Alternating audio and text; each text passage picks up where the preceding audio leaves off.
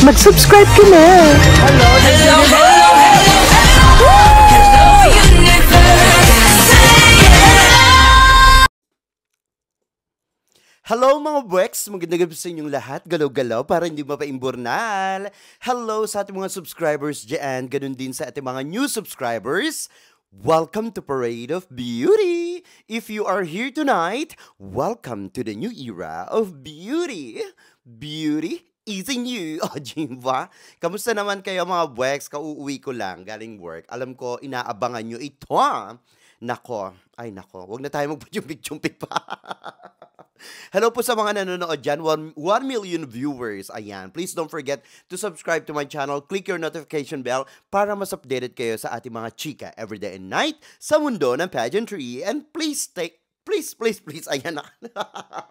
Excited kasi ako. Please like this video. Maraming salamat po sa mga nag-like sa inyo, ayan. But anyway, alam ko masyado kayong excited dito sa ating topic ngayong gabi, no? But anyway, wag na tayo magpachumpik-chumpik pa. Ayan, di ba? Eto na.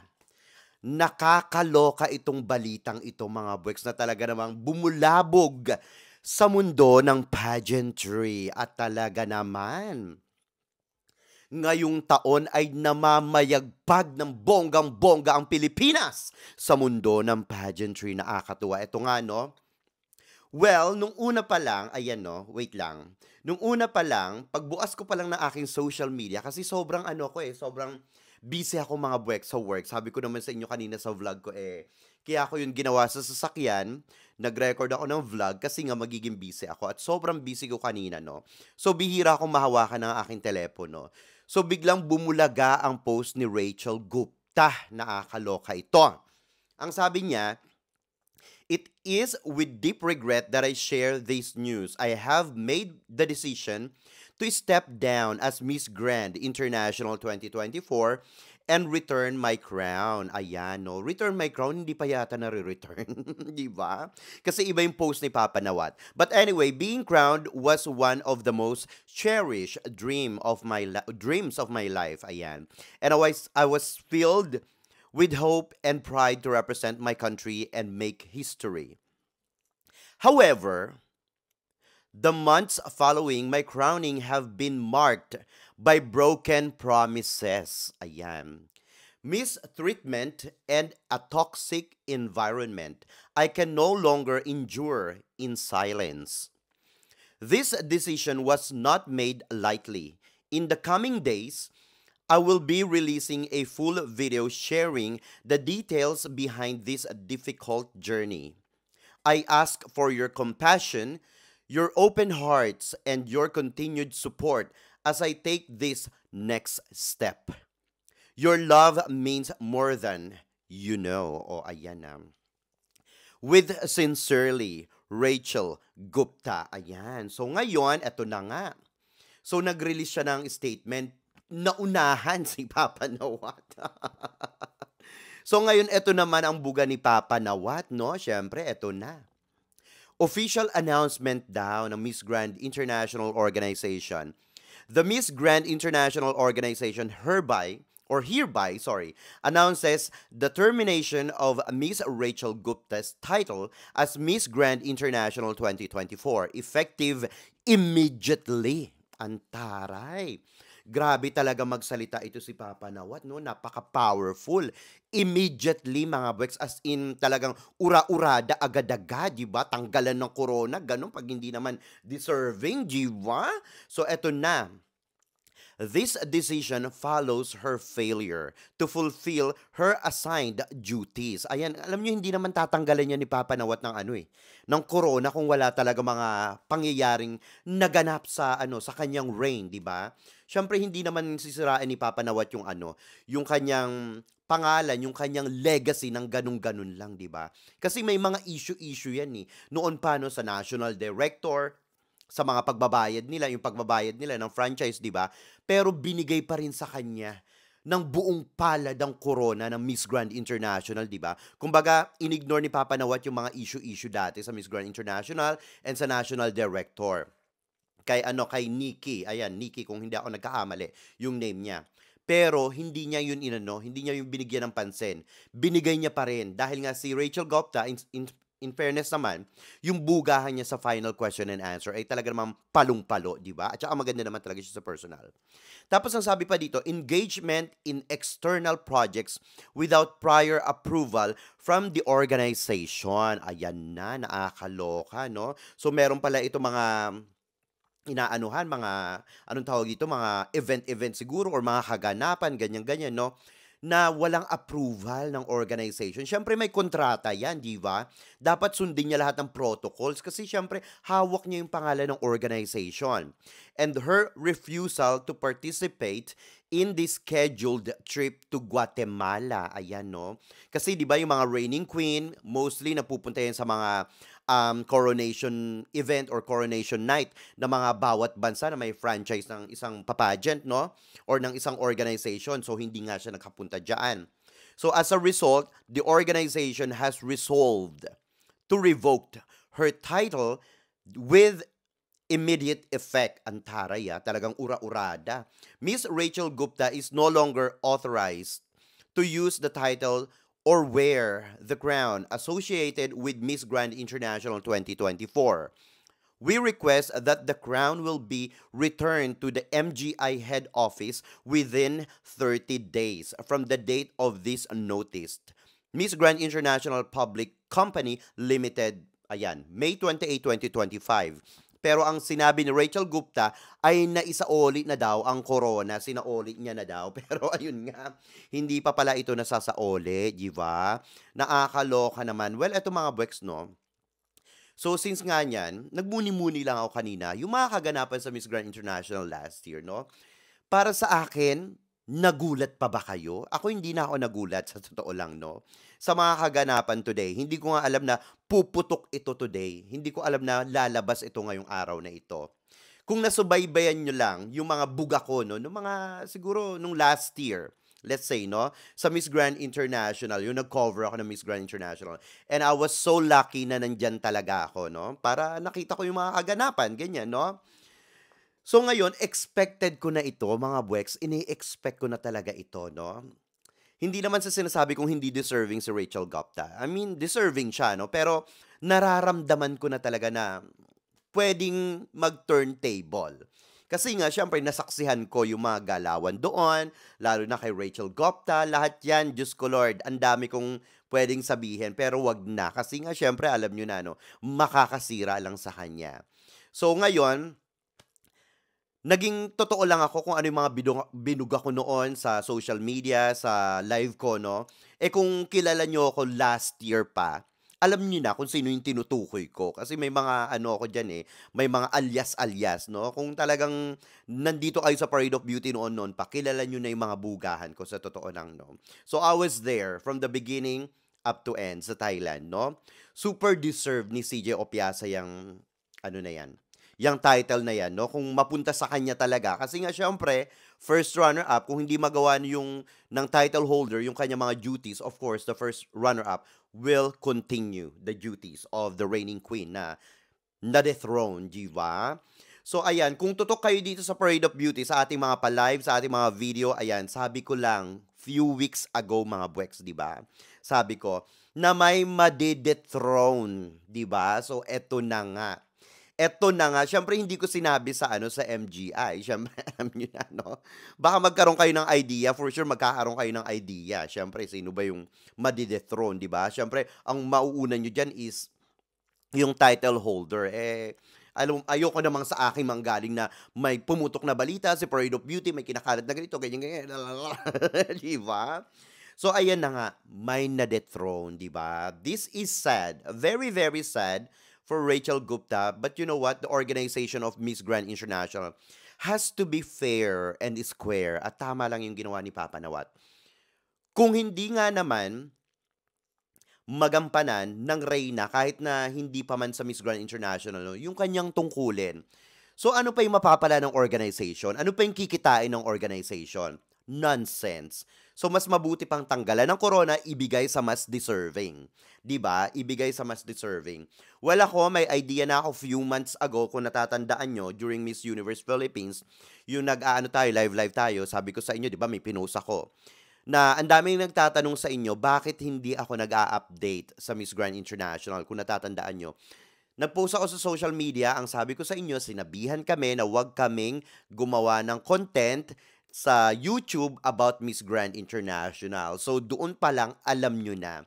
Kasi may mga usap-usapan, may mga bulung-bulungan na tungkol dito. So I chose na manahimik kasi napagsabihan kami. Well, anyway, pumutok naman na ito. So ayan, ngayon alam nyo na, di ba? So meaning to say, manahimik kami, huwag kaming gumawa ng content sa YouTube. Ibig sabihin nito ay hindi na ninanamnam ng Miss Grand International Organization ang kanilang reyna, kasi nga may mga ganyan na, di ba? May mga nagaganap na hindi na ninanamnam ng organization si Rachel Gapta. Sino ang ninanamnam? Si CJ Opiaza, di ba? Ang dami niyang kaganapan. Sobrang dami niyang kaganapan sa kanyang reign as first runner-up, di ba? Kumbaga, ito lang yung naisip ko, no, yung binalik-balikan ko yung mga pangyayari sa Miss Grand International last year. Parang naisip ko bigla yung pinagbuhat nyo na mga maleta, yung mga inutos-utusan nyo, no? Ginawa nyong alila, ayan, no? Lalo na sa hotel, ayan, kung na ano yung mga bugahan ko nung last year, ayan, no? Kulang na lang, halos malate na itong si CJ Opiasa sa mga pictorials, sa mga events ng Miss Grand International, basta yung mga ganyan, no, mga kaganapan. Talaga namang sinasadya pa, pakuha yung mga ganito, pakuha yung mga gamit na ganyan-ganyan, no? Nagsasabi na nga ang CJ na kung pwedeng tumawag ng bellboy para doon, no? Talaga namang ay nako, ewan ko na lang talaga, pinahirapan ang ating reyna, di ba? So ayan, ngayon, ang inalila nyo ay isa ng tunay na reyna ng Miss Grand International, di ba? So nakakatuwa lang, no? Kauna-unahang natin yan, reigning queen sa Miss Grand International, no? Sa unang pagkakataon, ito naiisip ko lang, mga Bex, no? Parang ang mangyayari, kung halimbawa, tatanggapin ni CJ Opiasa ang corona ng Miss Grand International 2024. Dahil nga na paimburnal na itong si Rachel Gapta, no? Well, parang naisip ko, parang ito yung pagkakataon na magkakaroon ng 2 beses yung homecoming parade, tapos iisang reyna, tapos iisang pageant lang yung nilabanan, iisang taon lang. Parang ganun. Sabi ko, oh my God. Parang sa mundo ng pageantry, definitely, this will going to be a history. 'Di ba? So nakakaloka ito. Magkaiba ang titulo, or let's say placement, and then title. Wow.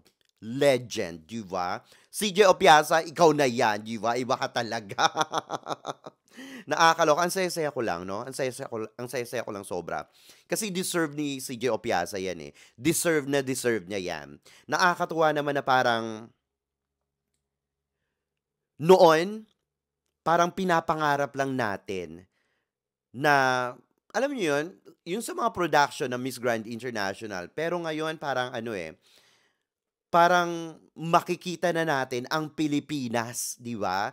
Sa opening production ng Miss Grand International. Wow! Di ba? Nakakaloka yan. Ang sarap namnamin yan, di ba? At ayun nga, kausap ko kanina itong ating lucky charm na si Akisha Albert. O, di ba? Ay nako, she's very happy. Ang dami naming pinagchichikahan kasi close din ito kay CJ Opiasa. Kaya na-message ko siya. Ang dami namin na pagchikahan, and she's very, very happy for CJ Opiasa. At syempre, of course, ito pang pinakamalala dyan, no? Pinakamalupit pala. Of course, ang ALV Pageant Circle, di ba? Ni Sir Arnold Vigafria. Syempre, may nakoronahan dyan si Isabel Bilasano, di ba? Na nanalo ng Face of Beauty International 2024, o di ba? And of course, si Dia Matei ng Reina Hispano-Americana 2025. And then, ito namang si Maria Gigante, Universal Woman 2024. Siya yata yung unang nakoronahan itong taon na ito. Ay, hindi. Nung last year pala. Sa kay ALB, no? Na nag-title. And then, ito nga si CJ Opiasa, Miss Grand International 2024. Talagang taon ni ALV. Ang galing niya, in fairness naman, no? So, lucky siya this year. I mean, last year. Ang galing-galing niya. But anyway, ito nga mga bwekso, nakakaloka ito. Naglabas na ng mga resibo. Etong si Papa Nawat. Naglabas na siya ng resibo. Ang sabi nga dito, yung ticket daw sa Guatemala, last night, she not going on board to do her duty. Ayan, nakalatag dyan. Ang flight itinerary, di ba? Nakakaloka. Guatemala National Director lost a lot of money, di ba? Almost 10,000 US dollars. My goodness. Grabe. Ang laking pera niyan, mga buwek. Siguro mga kalahating milyon yan sa Pilipinas. Nakakaloka sa peso. Kamusta naman, di ba? She always done something depends on herself and not follow agreements from organization. O kaya naman pala, yun naman pala eh. And then yung mga suite room already paid for her. Nakakaloka, ang daming nasayang. Sobrang ang daming nasayang, no? Sana kung si Joe Piazza. Kung si Joe Piazza na lang sana yan, eh, nako, panalong-panalo dyan si Papa Nawat. Walang masasayang, di ba? Next trip to Spain, it's already provide air ticket and everything. So much people lost money because of her. Ayan na, ang mga putak ni Papa Nawat, di ba? Nakakaloka. Can you imagine kung si CJ Opiasa lang yan? Dami nang narating ni CJ, di ba? Pero in fairness naman kay Papa Nawat, binigyan niya ng maraming projects. Si CJ Opiasa, meron siya mga projects sa Philippines at sa Thailand, di ba? Pagdating sa Thailand, si Papa Nawat ang nagbibigay sa kanya ng mga mga gigs, no, mga racket, di ba? Kahit na Miss Universe Thailand, kahit na Miss Grand Thailand, talaga namang hindi siya pinabayaan ni Papa Nawat at nakakatuwa yan, di ba? Talagang love na love ni Papa Nawat, no, si CJ Opiasa. So, ang tanong ng bayan, kasi marami nagtatanong na, well, for me personally, no, hindi ito yung way na gusto ko or makita si CJ Opiasa na magkaroon ng title. Of course, gusto natin siya makita yung talagang nakoronahan siya, di ba? Yung talagang tinawag siya during the coronation. Hindi ito yung gusto ko makita. Pero, aarte pa ba tayo? Eh, ang hirap-hirap makakuha ng corona dyan sa Miss Grand International, di ba? Kinumpleto na ni CJ Opiasa. Di ba? Ang talagang sinasabi nating pagka-powerhouse ng Pilipinas sa mundo ng pageantry, di ba? Talagang hindi na maitatanggihan na talagang ano na tayo. Talagang grand slam na, no? Kinumpleto niya na. Kasi ayan na lang wala tayo eh, kung hindi ako nagkakamali, ang Miss Grand International title, di ba? So, kinumpleto na niya, no? Talagang ano sa kanya yan, destined sa kanya talaga. Hindi man siya nakoronahan doon sa Thailand, pero hindi pa huli. Kaya ngayon, ayan na. Siyempre, sino ba naman ang magmamana, di ba? Kung hindi nagampanan ng reigning queen ang kanyang tungkulin bilang Miss Grand International. Siyempre, CJ Opiasa. And for me personally, imposibleng tanggihan ito ni CJ Opiasa. Bakit? Kasi love na love niya si Papa Nawat. At love na love siya ni Papa Nawat. Kung natatandaan nyo, di ba si Papa Nawat nga, yung namumukod tanging bumoto kay CJ Opiasa nung coronation night para sa corona ng Miss Grand International. Pero syempre may dalawa pang judges, which is si Mama Teresa, and of course, yung reigning queen na si Fuster. Ayan, no? Ano bang pangalan niya? Si Fuster, di ba? So ngayon, kaya binigay kay India ang corona. But ayun nga, syempre ngayon, hindi na imposibleng magkaroon si CJ Opiasa ng title dahil talagang kanyang-kanya na to. At deserve na deserve niya ito, di ba? And I'm pretty sure, sobrang happy ang mga chay-chay kasi nga, syempre, bet na bet nila si CJ Opiasa kahit noon pa sa Miss Grand International last year. And of course, I'm pretty sure, tuwan-tuwa dyan si Papa Nawat. Syempre, alam nyo naman, CJ Opiasa, isang tawag, isang text lang ni Papa Nawat, ura-urada. CJ Opiasa, lipad sa Thailand, nasa Thailand ka agad, di ba? Ang galing. Napaka-professional ni CJ Opiasa. Kaya naman talagang love na love siya ng organization at deserve niya yan, di ba? Kung kayo ang tatanungin mga buwek, sa tingin nyo, dapat bang i-accept ni CJ Opiasa kung i-offer sa kanya ang corona ng Miss Grand International 2024 dahil nga napaimburnal na itong si India na si Rachel Gupta? Sa tingin nyo, dapat niya ba itong tanggapin o tanggihan kasi hindi naman siya yung nakoronahan during the coronation night? Ayan, di ba? Mag-ingay kayo sa ating comment section para makita ko rin ang inyong mga opinion. Hanggang sa susunod nating mga chika-chikahan. Bye for now, mga blacks, and I love you all. Bye! See ya!